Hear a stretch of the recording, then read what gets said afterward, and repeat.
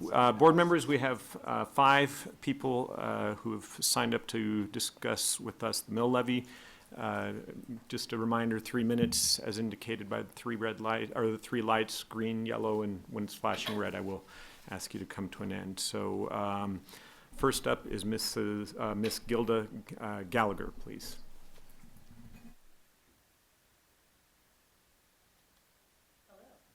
Hello, my name is Gilda Gallagher, and thanks for responding to my email earlier. That's the same one. So I watched it last time you guys met with my 2 sons, who are also PSD students, and this is my 16th year at iStone, and my 2 boys also attend iStone. So they saw their daddy, Brendan Gallagher, and all of his fellow fossil crew, and they're like, go, Dad, yeah, yeah. And I think we're here just to represent if when we see a problem, we're not passive. And we say, okay, we're solution-oriented, and as a teacher, that's how I teach my first graders, of if there's a problem, let's seek a solution. And I have to lead by example. So that's why I'm here, that's why my husband's here, that's why we tried with 73 with a lot of familiar faces up here. And it didn't work, but we have a growth mindset. So if it doesn't work, we try again. And so, again, we lead by example with that. And the teachers at my school, they're just a portion of all those that led to those scholars too. It's the power relationships that we create. And with that relationships is also compassion fatigue.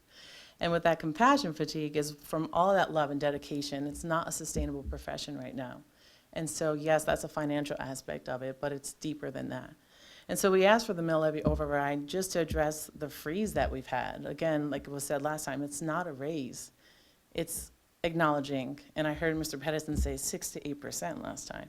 So I was listening along with my 2 kids.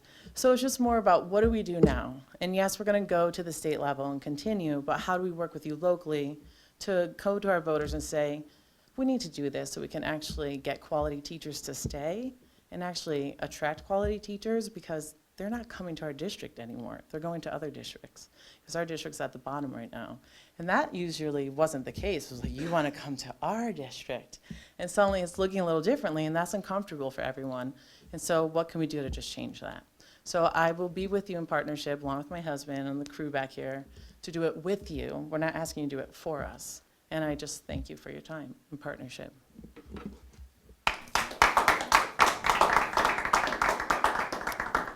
Thank you for your comments. And next up is, any name I get wrong, I apologize. Thanks for correcting me. Miss Christina Rundy. Welcome. Thank you. So, hi everybody. My name is Christina Rundy. I teach science at Fort Collins High School. And no offense to all of you fine people, but I would rather not be here. The reason I am here is because I firmly believe that this is a very important issue, and it's not just important to me, of course, it's important to everyone in the district, not just teachers and other staff, but also, as Ms. Gallagher, right, said, for future teachers who are coming up. And I want to speak on a personal level about my experience in Poudre School District, and I just finished my 5th year. I don't know if I said that already. I don't think I did. I just finished my 5th year. I haven't taught anywhere else. I went and got my master's at the University of Vermont and graduated in 2014 and was able to secure a position teaching science at Fort Collins High School. And for the most part, I really like it. But with a master's degree and with 5 years of teaching experience under my belt, I have yet to break an annual salary of $50,000, which is frankly, I don't want to say disappointing, because I knew what the salary schedule was going into it. But as you're all aware, people with similar levels of education are far, far better paid than educators are. And in a town like Fort Collins, where housing is expensive and the cost of living continues to rise, it's hard to make ends meet, especially on your own. And I consider myself one of the lucky ones, because I don't have student loans to pay off, but my peers do. And they are seeking, as Ms. Gallagher said, they are seeking employment elsewhere. 2 years ago, one of my colleagues at Fort Collins High School had an excellent student teacher by the name of Dallin Wright, And he didn't even apply for jobs here in Poudre School District. His aim was to go teach in Cheyenne because their pay is so much better there, which is just, I don't want to say it's backwards because I get where he's coming from, but it's upsetting that we cannot attract and retain high-quality educators like him. And I am willingly dropping to part-time this coming year because I am seeking employment elsewhere. I'm just about done. So I hope that we can make the mill levy work. And as Ms. Gallagher said, I would like to work in partnership with you all. Thank you for your time. Thank you. And Mr. John McKay, welcome. Good evening, Board of Education, Dr. Smyser. So I'm here representing the Poudre Association of School Executives. I've had the pleasure of sitting in every single board meeting this year and hearing the incredible rhetoric and all the conversation that's been taking place. So, you know, the celebrations that I've been able to experience and witness even this evening is just indicative of the great work of a lot of hardworking staff. And one of the fortunes that I've had is being in Poudre School District now for 6 years. Sandra and I started together. 5 years on the negotiations table. And every single time we have found solutions for some of the greatest challenges that we see. And we continue to do so. We don't think about always being resource driven. We talk about being mission driven, talking about being part of every student every day and educating them. And I take a lot of pride in being part of what we consider the PSD family. And part of that family is sticking together when we know that there are disparities and things that we need to take care of for one another. And within the negotiating circles, sometimes it's really hard to always hear all the stories, but those stories lead to different solutions because we're able to come to understanding from each other's perspective and how we're going to be creative in that resolution. And I'd say that over the years, we've kind of understood now that we've thought, oh, resource, but the self-sufficiency level of income hasn't been keeping up with the cost of living here in Poudre School District, in Fort Collins, and the surrounding area. And sometimes when we think about what's the right thing to do, we have to stand by one another and advocate for each other. And so the Poudre Association of School Executives, the administrators, are firmly in support of a mill levy. We're firmly in support of standing together with our colleagues and saying that we're going to be able to advocate for this and speak up on behalf of both certified and classified staff, and that we believe that if we're part of the PSD family, that we need to be together in that venture. You know, when we talk about connectedness, when we talk about student engagement, we talk about all the things that make our district great, it's because of the teachers and the staff, certified and classified, in the front lines and the trenches, making that the best that we have to offer. And the thing I love about our community, being part of the PSD family, is that at no time have I not seen our community rise to a call to action. When we talk about homeless education, we talk about English language learners, immigrant, migrant, students with disabilities, even the needs of kids that are gifted and talented. When we say that there's a need that's being unmet, our community rises to the challenge. And so I think it's time for us to band together and make that so obvious to our community that they rise to the occasion and support our staff to making sure that they can teach and live in the same community that we are all really blessed to be a part of. So thank you for your time this evening.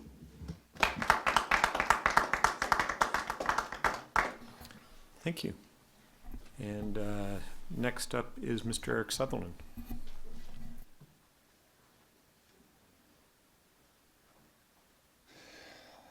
My comments this evening are going to go straight to the duplicity and overwhelming disingenuousness that I heard from the board, from superintendent, last time the subject was discussed. Back in 2015, 2016, there was more interest in more public participation shown for building a school, or building a swimming pool, than for taking care of the people who actually do the work in this district. Ms. Miser's allegiance to interests other than educational outcomes is probably the worst thing that has happened to this school district in the time that I've been paying attention, which is quite a long time at this point in time. Selling bonds at 5% interest so that a huge chunk of tax possibilities are consumed by that purpose. Building 2 high schools at the same time, no school district in the state of Colorado has ever done that. Now, there's circumstance that you're in right now that's predictable, because I predicted it 4 years ago when I saw the district was bound and determined to increase the percentage of the local tax share that is dedicated to growth as opposed to maintaining effort in existing schools. Nobody listened. I remember being told many times I was wrong by somebody who's now gone down to the General Assembly, ran one bill dealing with the crisis in school education funding, got precisely one vote. You know who I'm talking about. There is a dysfunction in this organization associated with prioritization. And I hear Ms. Smyser talking about agonizing over priorities. I don't think Ms. Smyser is going to go on a year-long sales tour this election cycle to pump up interest in what was needed 4 years ago, what's needed now. More money to pay the people who get things done. People, not buildings, educate kids. People, not buildings, create educational outcomes. That was just not understood. And everybody who came forward is saying, look, these schools are too expensive. You need to be looking at other alternatives. You might need to be looking at other priorities down the road, was pushed aside as somebody who just had a contrarian issue. And look what you are right now. Very iffy is it whether or not the community is going to go for that, considering the overwhelming evidence of mismanagement of fiscal policy in the district to date, with the amount of money going to schools after student enrollment has flatlined in the district. Not much more that can be said. Thank you. And last on the list is Mr. Darren Marshall. Welcome. Thank you very much. Am I green? Thank you so much. You heard what I had to say last week. I do not need to belabor any points. You know from my colleagues that we really know that this is not about a raise. I have to just reiterate that and reiterate that and reiterate that. Through my little humble calculations as an English teacher in terms of percentages of what we may or may not have lost to inflation in my 20 years in education, we're probably looking more at like 15 to 18% in the last 20 years that teachers have lost to inflation. No one expects that next year you're going to suddenly get us an 18% raise, but it should be part of the conversation. The other thing I just wanted to say is that I heard a couple comments during the work session, if that's the right term for it, as I hung around after our last community comment concerning the mill levy. There was this phrase that said, you know, the mill levy should go towards salary and other things. That gives me pause. Other things. It really can't be about other things. My heart of hearts says in my 25 years, it's gone toward other things. And I understand we have capital reserve issues, and I understand we have drainage ditches that aren't getting covered, and I understand expenses come up and we don't have an unlimited checking account. I understand that. But it really has to go to the mental health workers you were talking about last time. It has to go to the classified staff you were talking about last time. It has to go to the substitute teachers who are moving out of our district. Not that I need to be constantly, you know, catered to. I'm pretty tough still at my tender young age and all. But once in a while we have trainings and professional development, and we cannot cover, right, the needs that we have even when teachers aren't sick and there aren't epidemics running rampant through our district. So at any rate, it isn't just about licensed teacher salaries, and I never want to make it about that, because I really liked what Mr. McKay said about family effort. This is a community effort. I always want to be a part of a community solution. I do not want to be seen as somebody who's whining about my salary. As teachers get summers off, that's where they get compensated. It's not about that. We're not asking to get paid like CEOs, even superintendents. We're asking to get paid at the rate of inflation, to keep up a fair wage, okay? And I just think you're doing good work in that respect. It's important for me to encourage you as part of my community. I'm not here to cast aspersions. I'm not here to point fingers. But I think it really is time not to put this money toward other things.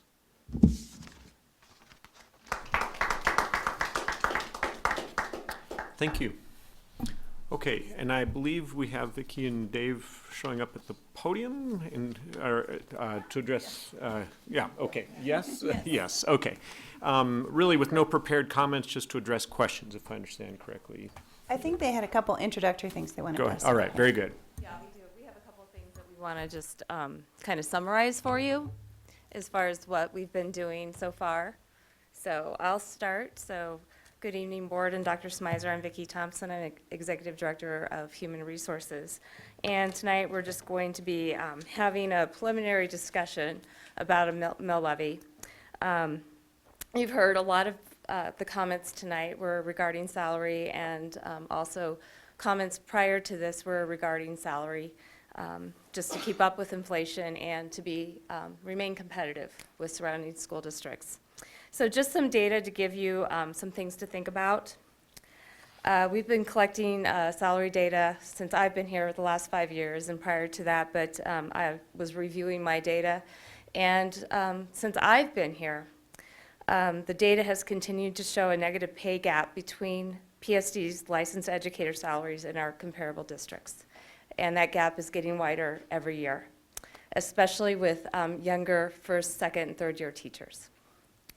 Many of our comparable districts have restructured or compressed their salary schedules for their licensed salary schedules, so new educators coming in the district have a starting salary of at least $40,000. Going forward, in 2019-2020, PSD's beginning salary is going to be $38,731 for a first-year teacher with a bachelor's degree.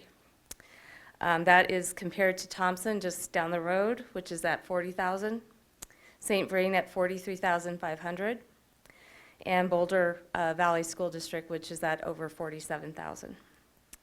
We're hearing more and more that salary is a determining factor as to whether somebody accepts a position in PSD and whether they stay.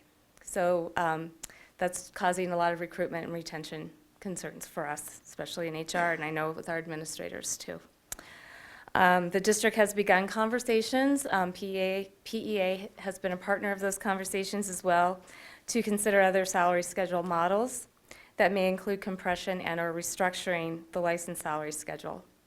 However, as we all know, we've gone through some modeling, initial modeling, and any changes to the salary schedule would cause some significant cost expenses as well, or I should say cost investments.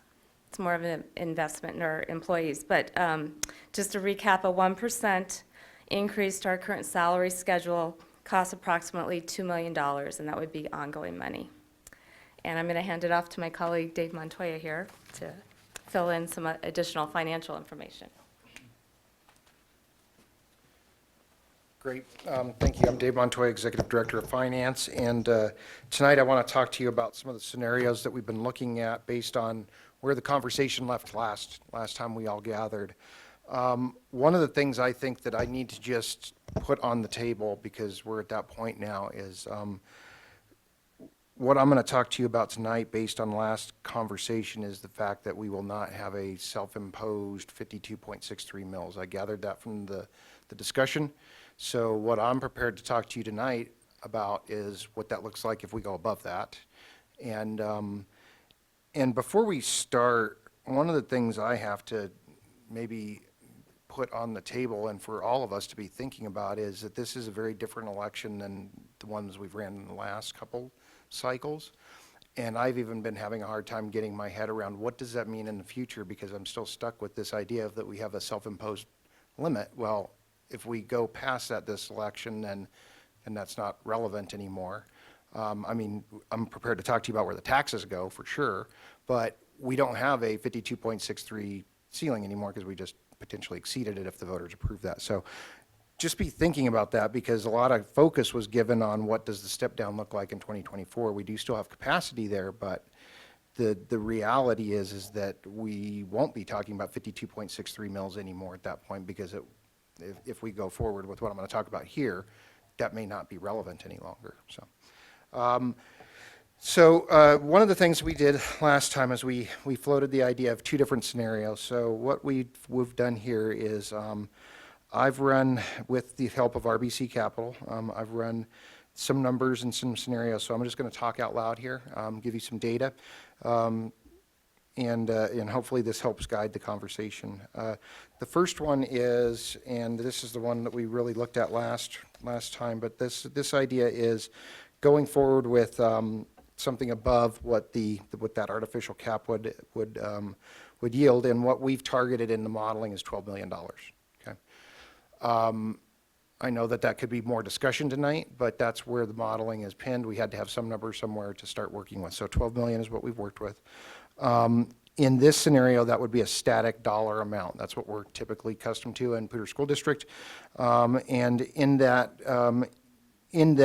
arena, what it does is it actually brings our total mill levy up to 55.16. So that's above the 52.6 self-imposed limit that we talked about the last campaign. I thought it might be relevant for folks to put that in terms of tax dollars. And so RBC has helped us look at that. And basically, what that means is the override attributable to the $12 million would be about 3.192 mils.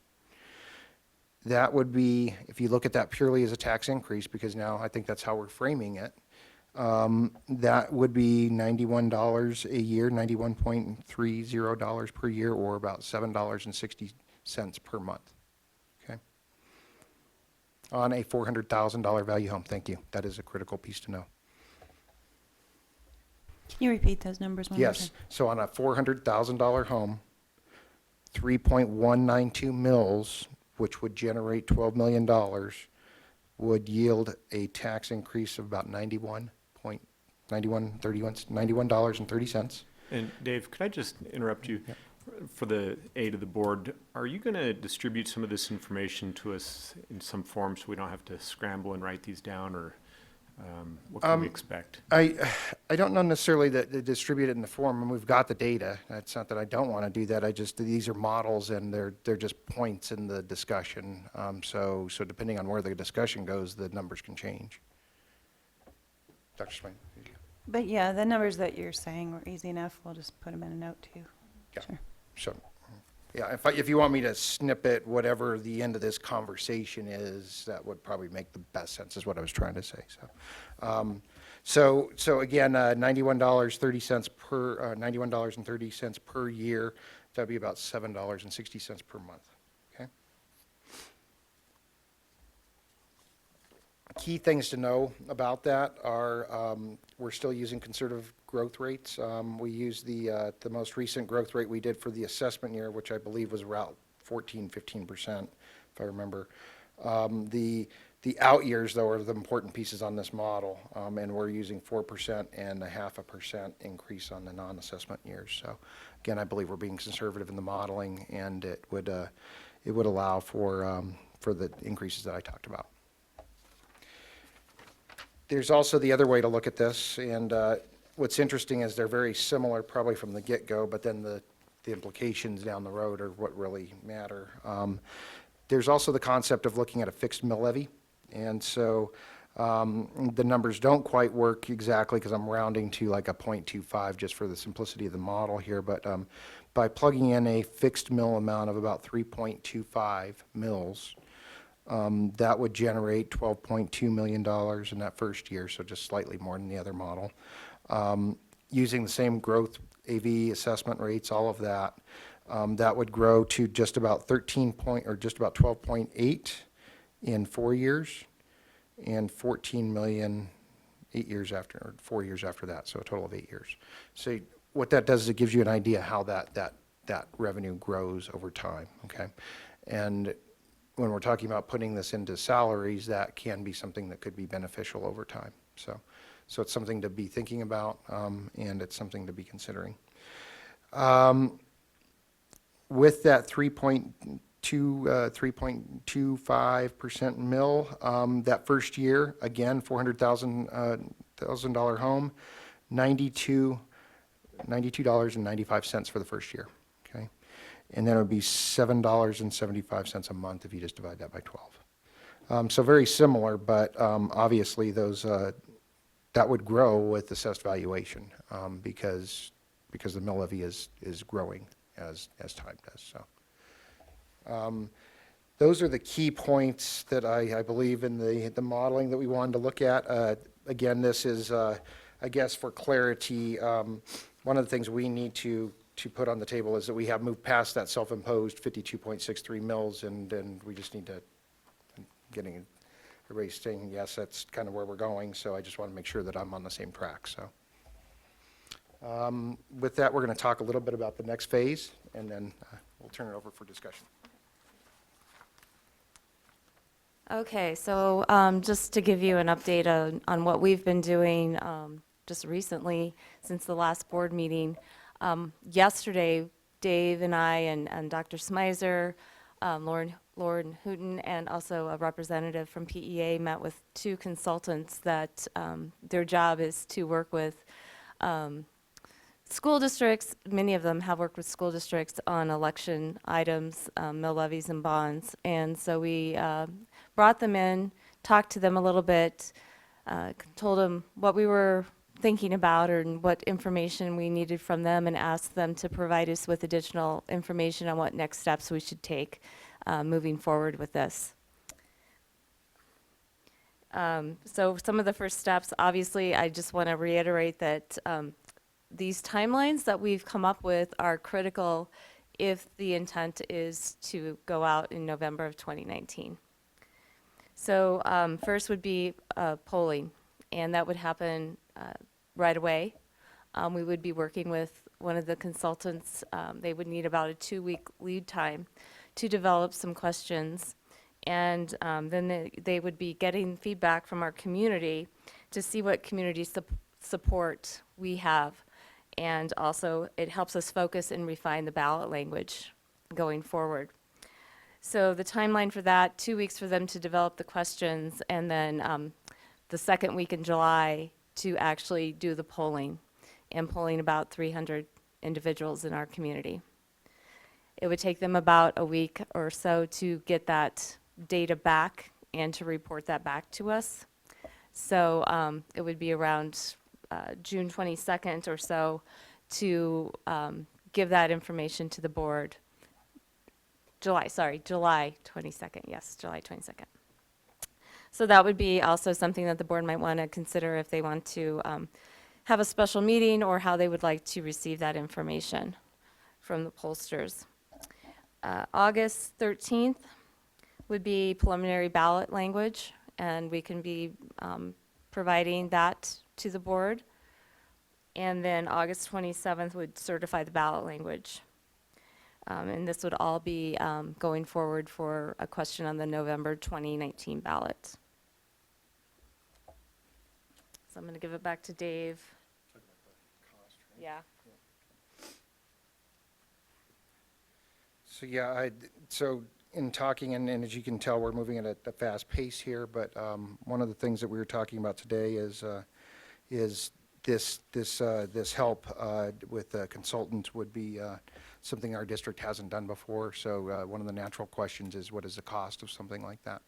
Right now, what we're based on the conversations we've had, that of which are preliminary, we're guessing that for polling and pre-type campaign work, so getting the district ready for considering what does that ballot language look like, what are the needs, that would run roughly about 40 to 50,000, probably not to exceed 50,000, but definitely in that range is what we're looking at.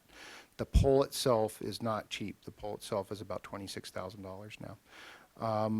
What we're finding is that, and what we're learning is that polling is a much more complicated thing than it used to be, and as people are migrating away from landlines and things like that, it's different. So it's a different cost, and we understood that.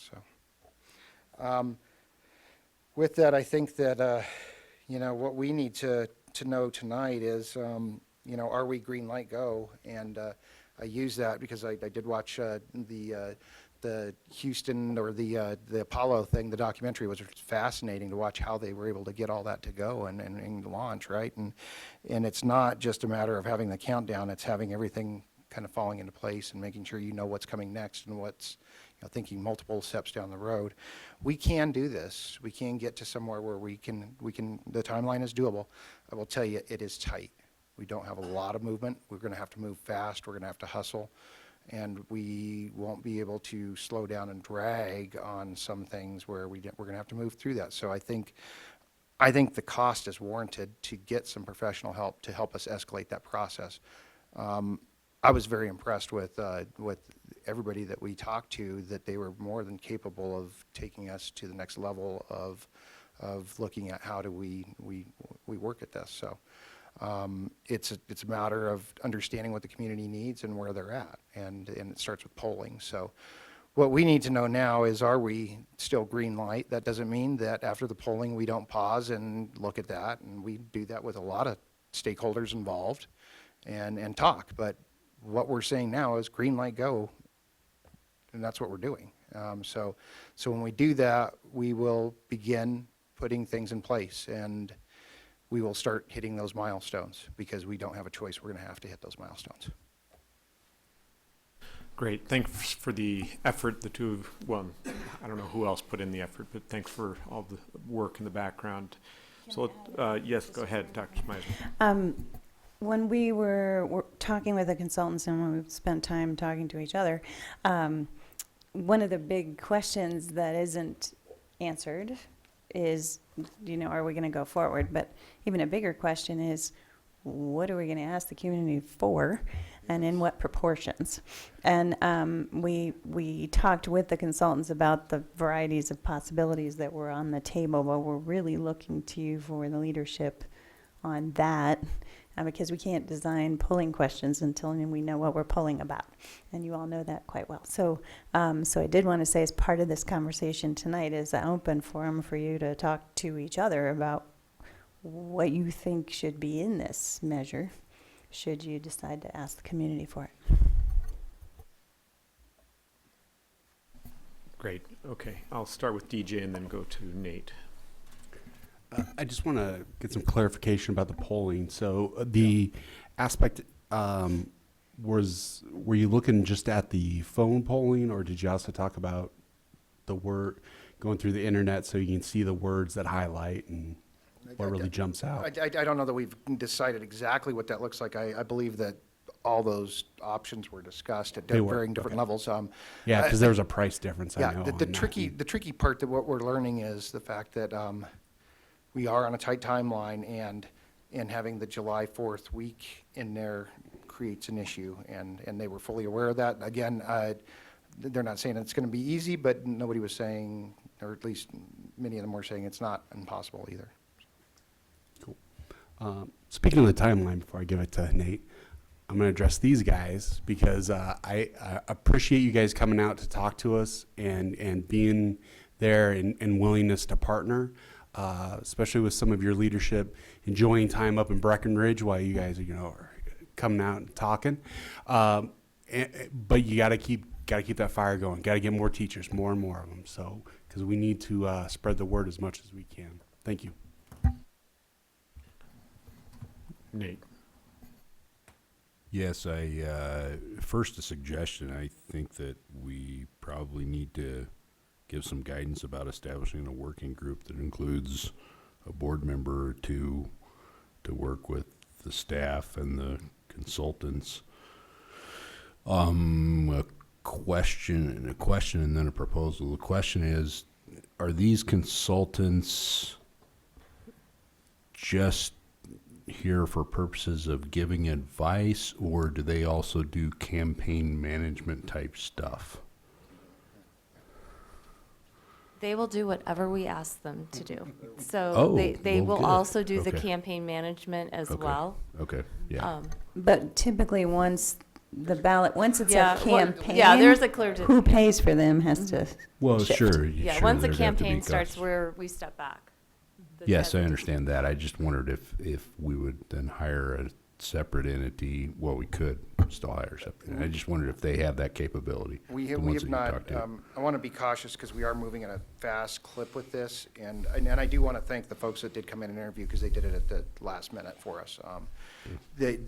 We have not awarded nor have we talked to anybody since then, so I want to be a little cautious of how deep we go with who we're selecting, how that's going. I think we're fine, but I want to give them the understanding we still need to talk still. Sure. I just wondered, that's Right. part of it, I think, and the point I wanted to make was, I think we need some professional campaign management this time if we're going to do this. Yeah. And then, what's that? I was going to say both people that we looked at had both sides and both components and said that they could tailor mold that to what the district needs. Okay. Campaign. And what the campaign decides once it goes into the campaign mode. Okay, yeah. And then, I guess I would just put it out there that I would propose that we, think about, 5 mils for, compensation. It's salaries and wages, include language about mental health and safety, and, just put that on the table for trying to give some direction and focus. Okay, and I'm going to jump in here. Nate, at one point you had actually in an email somewhat volunteered, and you just mentioned, getting some board, kind of a committee, for lack of a better word. And I wondered if I could throw out the idea of maybe DJ, if you're willing, and Nate. I'm just going to propose that and see what the board thinks about if the two of you wanted to kind of help lead the way for the board. Knowing that we'll be behind the scenes, trying to provide you the guidance. But I think the recommendation to get a point out of the board where people know where they're turning and where to get guidance, and the two of you could converse together and help out. How does that sound to you guys? I'm personally would, yes, I'd like to do that because it's something I feel passionate about. I feel like my background and experience is in line with this, and I would be humbled and honored to serve with Mr. Amendment 73. Okay. Board, does that seem like a reasonable plan for all of us? I think it'll take engagement from everybody, but I think we have people who are willing to help lead us through this. Okay. I do have one other question. For some reason, it matters to me, but we've talked a little bit about the budget and where the dollars come from. Even this polling, is that possibly just going to come out of the board budget, or where? Yeah, I mean, that's one of the uses I'm thinking. Obviously, the budget was adopted tonight on the consent agenda. We do still have, and one of the themes in our budget cycle this year was one-time money versus ongoing money, and that we have some one-time money in the system right now, and it's hard to use that for negotiations because that's ongoing costs. So I believe we're going to be able to find this one-time money. If it was ongoing, I'd be at a different concern. So. Okay, very good. Other comments or questions? We even had a suggestion for a number of mills. Anything you guys want to keep talking about? DJ? I guess I want to get clarification too. The second numbers that you gave, Yeah. you talked about it as a fixed MLO, and I was thinking last time you used different terminology. Yeah, and I'm sorry if I did use different terminology. This is new for this district to talk about a mill levy like this. Let me just be specific with what I'm talking about. What I'm talking about is typically our district has passed a mill levy override. So the most recent example is $8 million in 2016. And that $8 million is what that is in 2016. In 2030, it's still $8 million. In 2040, it's still $8 million. So it loses buying power over time. There are other ways to structure ballot questions. One of those other options is to look at a fixed rate. So instead of saying a fixed dollar amount of $8 million, you would say, we're looking to raise taxes by 3.2 mils, so it's a tax rate, and then that would apply against AV. Now, the idea here is that as AV grows, so does that tax input. So that's another way to do it. There's probably some other little variants in between there, but those are kind of the kind of outliers of where you would work in there. Yeah, thank you. I just want people to understand that. And it would presumably go down if AV went down. Yeah, now in the other situation, that's exactly what happens is if you have a static dollar amount because you have more AV and it's growing and you're still seeking the same dollar. So actually the mill levy or the rate you need to charge against that AV goes down. And so that's exactly the difference is one doesn't go down and it generates more revenue because it doesn't go down.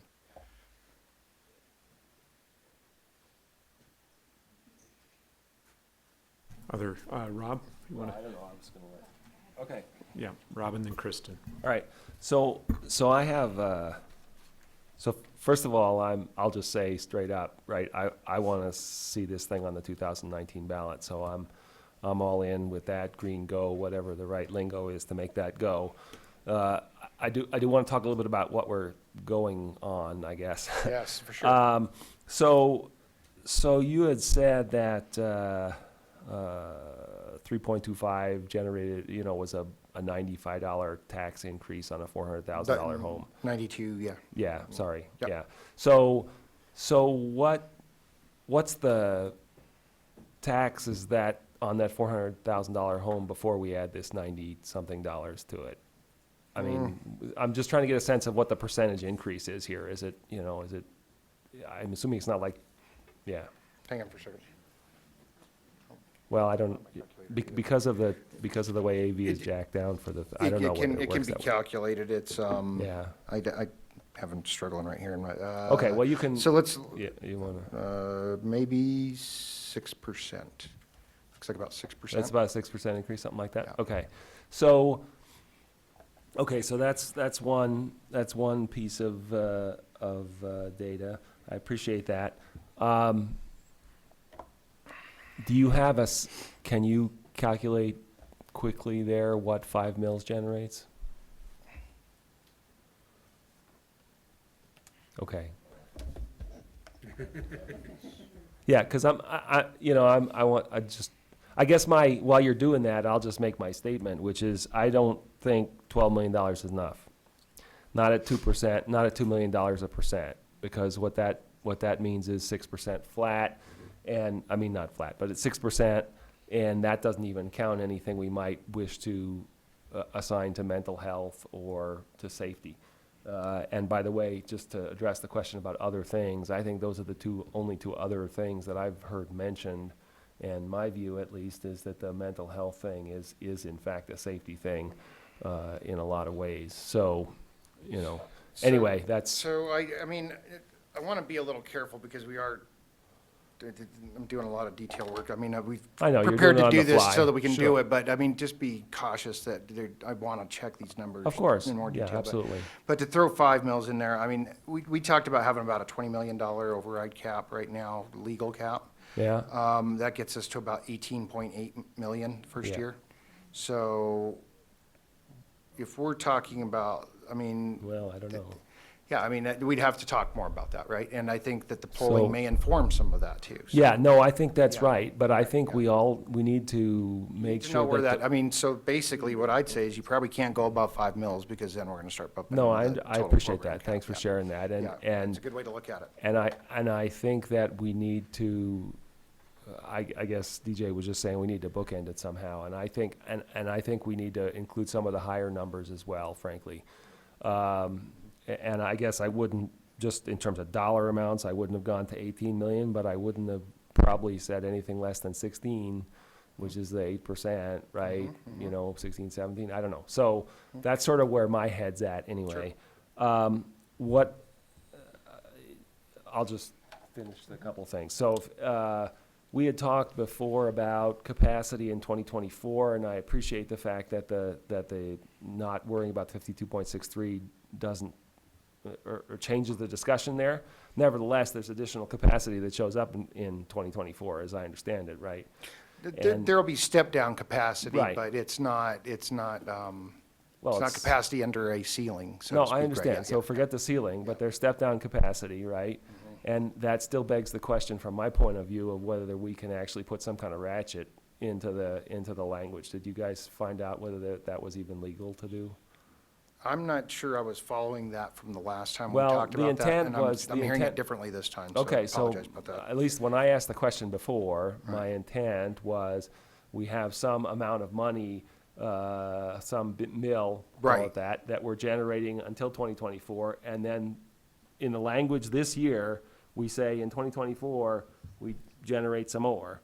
we change that mill from 3.25 to 5, or pick your favorite Right, numbers. and like ratcheting it up at different times. where it Exactly, may be. exactly, when we have more legal capacity to do it, forgetting about the artificial cap thing. So I didn't know whether that was even a I didn't, possibility. yeah, let me find out. I understand the question now on a Okay. much different Okay, level. well, Yeah, again, that might be a way to not go too far now for the community, and yet, I don't know. So, something to think about. I don't know. We'd have to think about it. We have to, we've had history where we phase things in. Yeah. The reality, though, is when we do the phase-ins, we're gonna have to be honest on our Tabor notice and things like that, Yes. what we really mean. No and question. So, yeah. Okay, so just a couple of the things. We had asked, I think, last time about, we talked about mental health being an important, potentially a component of this. Do we have any sense from the administration about what kind of things would be worthwhile there and what the costs would be? Because that gets also to this question about whether 12 million is enough or 16 million is enough or whatever. I think for the purpose of giving you a number, we need to look more at the system and what we would need. But I think that when you look long-term, Yeah. this board and boards in the next few years would decide how many positions, but if this money goes forever and it's always mental health money, it may not stay that. So I wouldn't suggest that we promise that there's going to be 12 more mental health providers, because that may be what we choose to do. But I Right. would say that it's something broader, that it is for mental health personnel and training, or something broad enough so it's clear that that's what it's going to be used for, but how many people and what they do is going to change over time. No, and that makes a lot of sense from a management perspective. I get that, but in terms of in terms of what the teachers and classified staff think they're working for, right? I mean, there has to be some understanding about what kind of percentage Yes. addition is going to go to the salary pool on this thing Exactly. versus I understand. something else, right? So- Right, and we yeah. actually didn't model some Okay. options on that yet. Yeah, I Okay. mean, we did some back of the napkin math, but I think what we're really thinking is that, the polling may indicate a little bit where some of that might target too. I mean, where Okay. is the tolerance around salaries and things like that? The thing I wanted that I was just whispering to Vicki is that one of the things we heard also, it's something that we haven't done in this district or utilized, is that the consultants actually help with the ballot language a little bit. They Yeah. look through the polling data, they suggest how you might word those, they work with our attorneys to do that. So it's a service we haven't utilized in the past. Okay.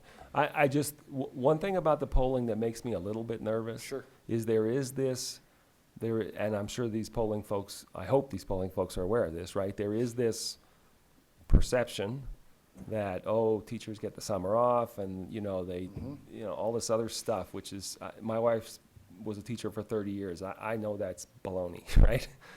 Teachers are, and I mentioned it earlier, folks at the Summer Institute and whatever, and other folks do professional development on their own during the summer and often at their own expense. So I don't want those kinds of misconceptions to artificially skew the polling results in a way, right? Because presumably when we start a campaign, right, we're going to be putting out information there about cost of living, about, how teachers' salaries relate to that, about, sort of debunking some of these misconceptions. And that may affect how much people are willing to pay once they understand that. And if the polling just sort of goes in flat and say, well, should we give, Right. another 5% or 6% or 8% or whatever in teacher salaries, that may not be you won't get the benefit of that education in any way, so. But I think also the benefit of the polling is if those perceptions are out there, we're going to hear about it, and it helps us craft our That's fair. message That's fair. out there and educate the community on those Okay, items. so I guess all I would say then is we need to be careful in interpreting the results about what is possible. Agreed. So the only last thing I'm just going to mention is just to clarify that conversation. I think Sandra mentioned something after Nate said, what about hiring these people to run the campaign? I think the important thing, as I understand it from a legal perspective, is we, the district, can hire them to help understand polling and crafting, crafting ballot language and all this kind of thing. right? But once this board approves a ballot initiative, then the campaign has to start paying for whatever these campaign managers, if the campaign chooses to have them. And if we're running, $20,000 or whatever for for that kind of service, that's money that has to be raised from somewhere. So, and I'm sure, I just want to make that clear for everybody that we're aware of that legal distinction. And as the campaign considers what to do, they need to understand the costs involved in that as well, so. Okay, Kristen, did you want to jump in? Yeah, thanks. A couple of things. I just wanted to say that I feel like the second thing that you had mentioned, Dave, the fixed 3.25 mils, I feel like that should be sort of our baseline bottom. I'd really like to see it as a fixed mill so that it's growing. That at least that's my feeling on that. And my feeling too is that should be sort of our minimum. So a 6% increase should be sort of our minimum, and then from there we can see where our capacity is as far as what our tolerance maybe is a better word for it. For our community, our community's tolerance for that. So I'd love to see what we can do as far as the polling data there. And then my thought too is green light go for the 2019. Absolutely, let's make this happen soon. And then what should be in the measure? And I wrote down 3 things: teacher staff salary, mental health, which may include or not, something we can discuss, SROs, but people and salary, so that we're focusing on people and salary. And then third was not buildings, but bodies. So to be thinking about that, we're not looking at anything beyond salaries, people, and getting the training that is needed. If we already have the bodies, can we get the training in there as well? So that's, from my personal perspective, those are the things I think we need to be focusing on. And again, that a base of that 3.25 fixed, and see where we can go from there. My personal feeling. So, but thank you for doing all the preliminary work. That really helps as far as thinking about that and where we can go from there. And green light go on that polling data too. I think the sooner we can get that, the better. And crafting ballot language, if they're willing to do that, awesome. Yeah. And question on that: do they write the blue book descriptions as well? I don't know that we got to that depth of level of understanding, but I got the understanding they help us through the process. So We can hold our hand. DJ. Yeah, so I'll bring up the other part of it that I would love to see in it is that this is an opportunity for us to fill that gap of making sure that all elementary schools have the option of having a counselor there, and we could fund it, and I wonder if we could do something like we've done with the ELA thing, where we pull it out and the district has a fund that's where it's going to be. And if they, for some silly reason, feel that they can't fit that in their schedule, I'm not opinionated or anything, that I think it would be great that we could make sure that we have full-time counselors in every elementary school. But I do understand that that's going to take more than just saying that we're going to get the money. We have to figure out a way to incorporate that and how we run that kind of program too. So, so I guess I would be asking,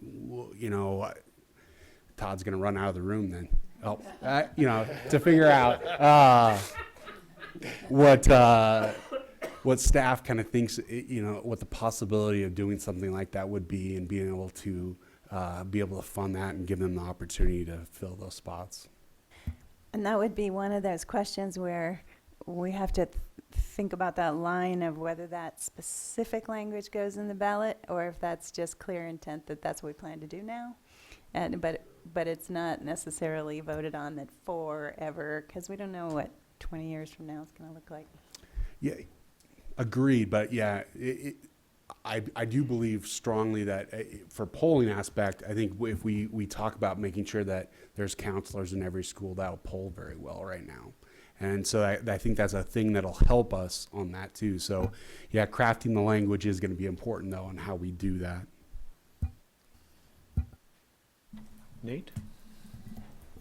There must be something about school board director district that DJ represents, because I think we might have to bring the counter or the beeper out for every time we hear a school counselor in every elementary school is going to be like your predecessor. Every time she said Amendment 73, we had to start counting how many times that was referenced. So we will. But I digress. So on this issue, I'm wondering if we need to think about, it was brought to my attention that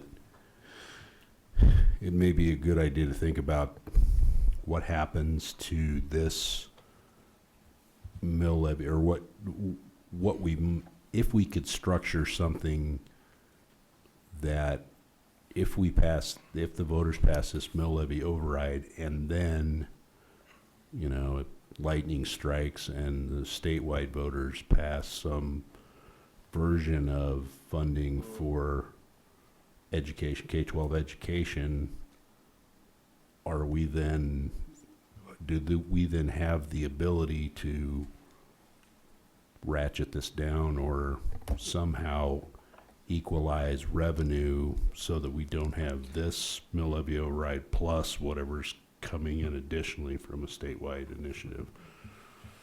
My understanding of that is that we do not, we're not legally required to collect the whole amount. We're limited to the amount. So the board could, I've been asked that question before, the mill levy's in perpetuity, and I've always said yes, unless the board decides they don't want to collect on them. So it'd be an annual decision about the amount of the levy we set, right? If we went to the point where we're ratcheting or choosing something under what the ballot question would allow. It is an annual decision. We have to certify that mill It's in December. every year, Well, right? yes, I So just we could wanted just choose to, Okay. Yeah, and in fact, we've intentionally done that when we phased overrides in the past. We've intentionally not levied the full amount so that we don't exceed what we told the voters we'd collect the first year. So. Naomi? Yeah, what you're describing to me just sounds magical. And I would love to see the state approve additional funding for schools. And I would love to see our district approve a mill levy, the citizens here, because I think both is really what the staff deserve, as long as it is sustainable. And that is my only concern. I'm like, super green light go on this, and we cannot lose. Like I recognize that if we go for this and it is not approved, it's going to be that much more difficult for the district. And so, it's kind of like pricing a house, right? Like you can't overprice it at first, because lowering it later means that less people will view it. I also am in agreement that we've got to have at least 6%. That negative pay gap is hugely problematic for the things that I'm looking at, because the learning curve for teachers is so steep at the beginning that if we're losing people after 1 or 2 years, we are losing all of the effort that their colleagues and their administrators are putting into them. And we need to have that. We need to retain that so that they're able to continue to come up with excellent and innovative ideas. And I just want to again say, we're not teaching kids, we're growing citizens. That is the work that is happening here. And that is an awesome responsibility in every sense of the word.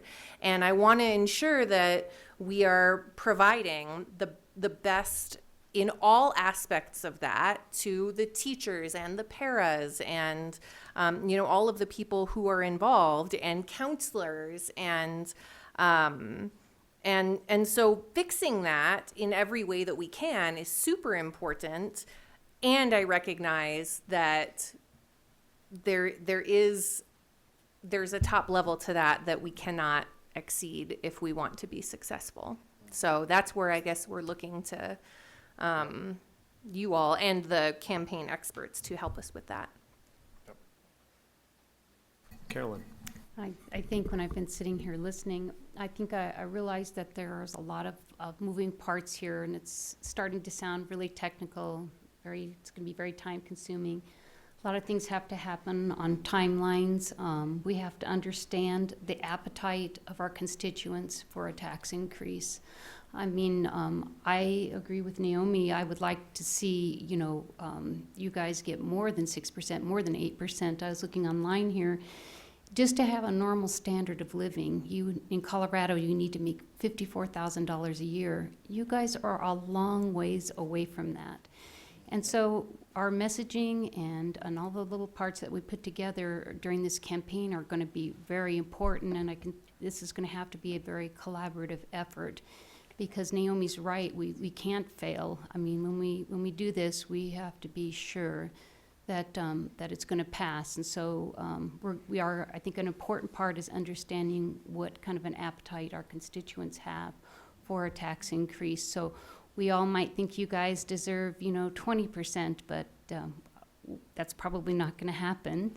So we have to shoot for what we can accomplish and keep working on it. But I agree, you guys are really underpaid. I was looking at free and reduced lunches here.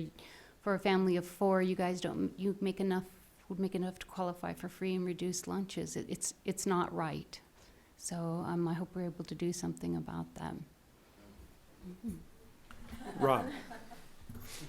Yeah, so again, sort of just touching on that polling thing, I think I'm hopeful that we'll at least share the comparable salary ranges from our peer districts in that polling information. Because when I would hope, by God, when the community sees, I mean, it's more concrete in some ways to a layperson, I would think, to see, hey, we're going to get paid our teacher's starting salary is going to be $38,000, what and change, I don't remember the exact numbers, next year, and all our peer districts are getting 40 and above, and Boulder's getting 47, So, I mean, that's something that they can latch onto. Is absolutely true. All the cost of living things you're talking about, and we need to address that, and that needs to be part of the messaging as well. But that's harder to explain in a polling kind of a scenario, I would think, than that kind of comparison. Anyway, just a thought, and hopefully the experts will do the right thing there. The only other thought I wanted to share is if I calculated things correctly, and I might not have, a 6% increase to the bottom, to the starting salary puts us in like 41 to 42 territory, if I'm not mistaken. And, if I remember what you said, well, that's above what Thompson's gonna do, which is swell, but from a comparative point of view, but it's still below, I think, St. Vrain, and it's sure as heck below Boulder. And I don't know that we can get to Boulder, because that's 47, and that's a $10,000 jump. But, as per what my colleagues have said here on the board. But, so anyway, I want to be thinking about that from that perspective too, in terms of is 6% enough? Well, it doesn't really seem that way to me, so. Yeah, and I think everybody knows this, but just for the folks that are watching, and so that we're all on the same page, this would be in addition to increases that we would normally be negotiating around for the salaries in any given year too. Could I jump in with a question?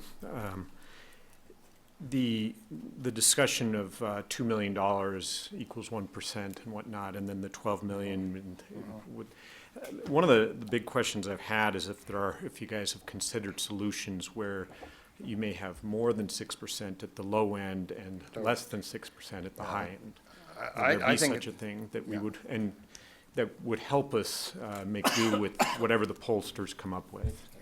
I think that's important enough that I'm going to bite briefly on it and to say when we talk about 2 million per 1% and things like that, those are district-wide averages. And Vicky's opening comments was about restructuring salary schedules to be more competitive. That may very well mean that different people are moving in different places to achieve that goal. But the overall idea would be that everybody's going to move up at some point, but we may be putting more emphasis in areas to be more competitive based on what we're hearing, so. One of the ideas that we've been tossing around is that when we restructure, and employees have looked at this option as well, is to spend more money on pulling the bottom end up the first year. Then after that, we can go to everybody gets the same or everybody gets a gradated, whatever we negotiate. But just for that first year of a mill, being able to use that to do the restructure of the salary schedule. And we're definitely talking about some of our just brainstorming, speculating now. I mean, obviously, polling data is going to help inform this a little bit better. Okay, yeah, and I think those are important things to consider. I think some of the comments that I heard were really addressing some things that are important to me. Naomi, you were just really eloquent in what you said. I'm going to say also green light go. I think you're hearing that from the board. To me, part of that is important is the consulting aspect. I think with that idea that we need to be successful above all else, and trying times with people's taxes possibly going up, I think that negotiating this effectively is my top priority. So getting professional help makes a lot of sense. I think we've built consensus around that, if I understood correctly. From what happened over the last few elections, I also find the fixed mill important to me when I consider it. The idea of fighting this issue over the years because we cap the dollars makes no sense to me. And I spoke in the last few elections about some of the things that have been on the ballots, and people were voting against it for that very reason. So then I already asked about the 12 million. I think we have to be careful with the musts versus the wants. That's kind of how we think in terms of parameters. I think we have to explain a lot of wants to our pollsters from the board and see where that leads. I generally like the $12 million a minimum, but I'd like to see where that leads, and if there is room for more than that or not. So yeah, and I think that would capture where I sit on this. Are there any other final comments on this subject, Nate? I'm more of a go dog go rather than green light go. It's just because I watched the documentary. Yeah, that's right. To the tree. I had a question about how we determine is it in the human resources sphere, how we determine who our peer districts are, and why would only these districts be peer? If we go to some of the suburban Denver districts, are those not our peer because they're in a different metropolitan statistical area, or what? No, actually, we do use some Metro Denver districts and Colorado Springs districts, as well as Thompson, St. Vrain, Boulder, Greeley, District 6. So we have 11 comparable districts, and that's been in agreement through our negotiated process with PEA. And some of those districts are in the Denver metro area, and they receive the cost of living on their PBR, which we do not. So that is also part of our problem. That's part of our budget update. If you want to explain that one more time, but Yeah, I think know you it's guys remember, worthwhile that the many of those districts that we compare to, it's a budget thing, but we get cost of living, we get size, and we get at risk for those adjustments. We get the minimum of the cost of living adjustment. We get an adjustment, but it's on the lower end, whereas those other districts get much more. When you look at the calculation, that is actually queued off of whatever percentage your budget is as salary. So they take it, like for us, it's 80%. So they take 80% times that percentage. And what's interesting is that as we look at those other districts, they are specifically getting a dollar amount so they can pay more. I mean, that is what it's intended for. Mechanically, it's tied to their salaries, and it's budget that's given so in recognition that they need to pay more. So that's where, the math of this and the school finance formula, the way it works, we're not going to change this unless there's great wide change statewide, and locally is where we're stuck. So we got to do this locally. Okay, very good. I'm going to suggest that we cap it at this. excellent conversation. We've had guidance from our superintendent that this is fundamental board work and that we do this in public.